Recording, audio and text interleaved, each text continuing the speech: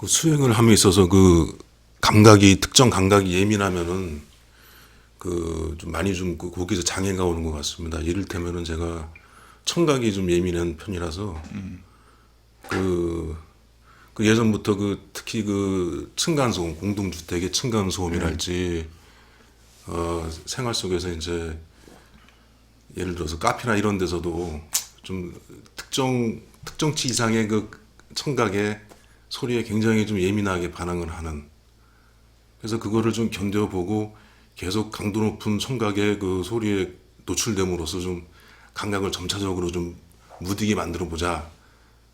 하여튼 그런 식의 여러 가지 시도를 해 왔는데도 불구하고 그 타고난 감각이라는 것이 그게 그 예민한 게 쉽게 없어지지 않더라고요. 네. 그래서 이제 그런 데서부터 이제 분노가 유발되기도 하고, 그 이를테면 이제 층간소음으로 인해서 여러 번 갈등도 겪기도 하고, 이제 그러는 와중에서 이제 못 견디겠으니까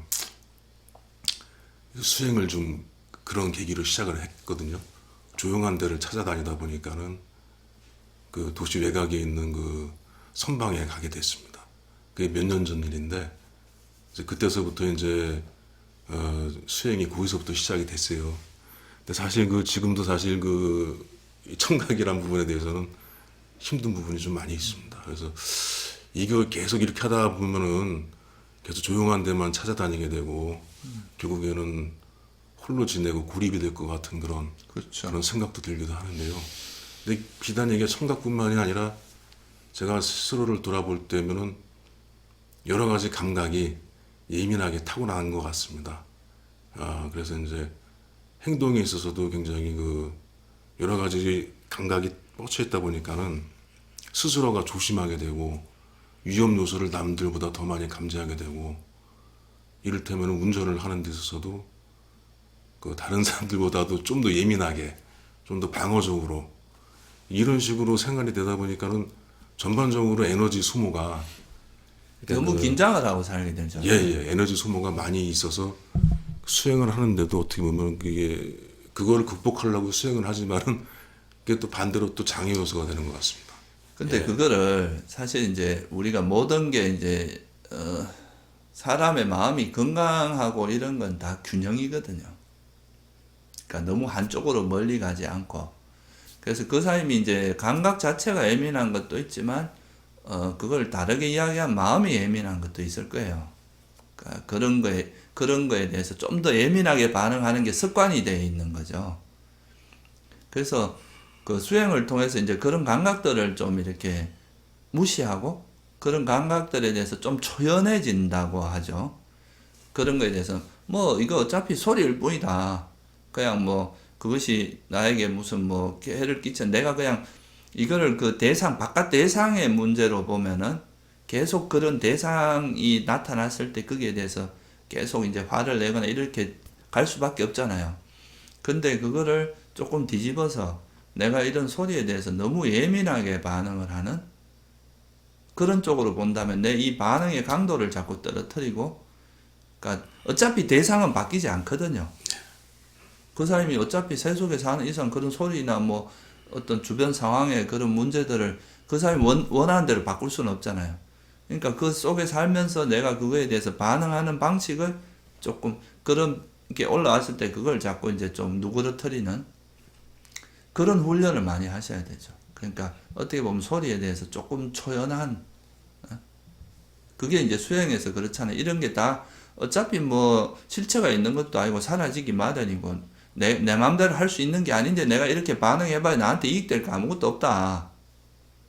그냥 나만 괴로울 뿐이다 생각하고 적절히 하는 것이고, 가고 운전도 이제 운전 같은 거 할 때도 사실 뭐 우리가 사고 나고 예민하고 이런 것도 뭐 조심하고 이런 건 좋지만 그게 우리가 또 할 수 있는 거에 또 한계가 있거든요. 그래서 또 내 의지를 넘어서서 뭐 일어나는 거는 내 운명이다 생각하고 받아들이는 그런 자세를 가져야지. 안 그러면 모든 걸 내가 맡겠다 이런 생각하면 너무 이게 진짜 이거 뭐 항상 그게 신경이 곤두서야 되거든요. 그러니까 우리 삶에서 그 위험할 수 있는 것들을 예방하는 건 좋지만 또 아무리 예방해도 안 되는 것도 있다는 걸 인정을 해야 됩니다.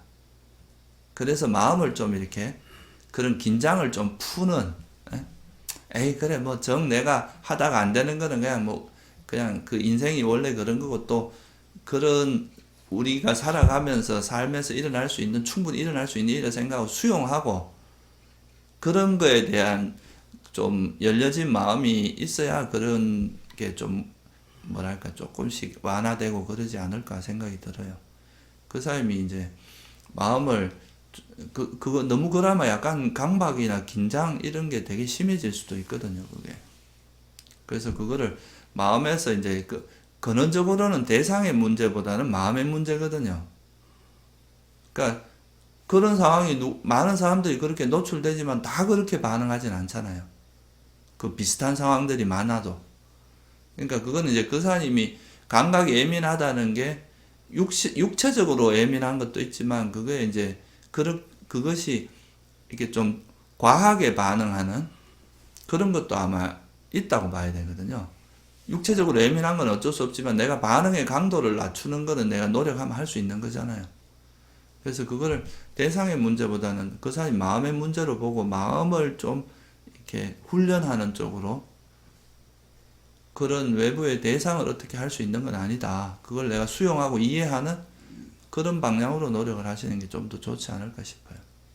이를테면 좀 소란스러운 곳에 의도적으로 가서 아니, 의도적으로 갈 예. 것까지는 아니고요. 예.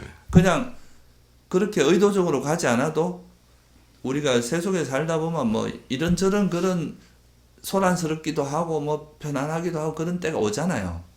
그럴 때마다 반응되는 내 마음 상태를 관찰하고 그게 과하지 않도록 하는 그 마음을 자꾸 그렇게 보는 훈련을 하는 게 오히려 더 좋을 겁니다. 예. 감사합니다. 예.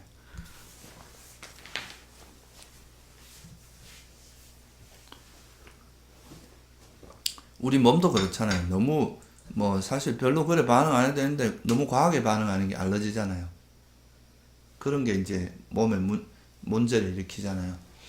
마음도 이제 우리한테 일어날 수 있는, 뭐 충분히 일어날 수 있는 거라 생각하고, 또 어떻게 보면 그게 살다 보면 그런 게 당연한 거라 생각을 하고 이러면 별거 아닌데 왜 이런 게 나한테 일어나 막 이렇게 이제 하다 보면 그게 이제 자꾸 불만이 쌓이고, 그럼 더 예민해지고 그게 악순환이 된다고 봐야죠.